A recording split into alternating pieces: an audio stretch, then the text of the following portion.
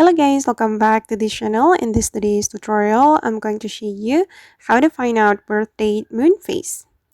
Okay, let's get into it guys. First thing first, you need to go to your browser and then you have to search for yourmoonphase.com, and this website will appear on your browser and you have to open this website to find out your birth date moon phase. Okay, and here you'll be able to discover your moon phase. You just need to select the birth date. You can select your birth date right here, and I'm just going to select a random birth date.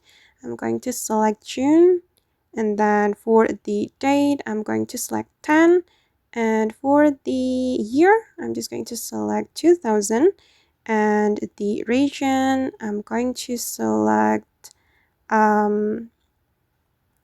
this one. Okay, and we can click on this icon to discover our moon phase. Okay, and this is the result guys. This is my moon phase, and we can read the description right here. It's like a zodiac, you know.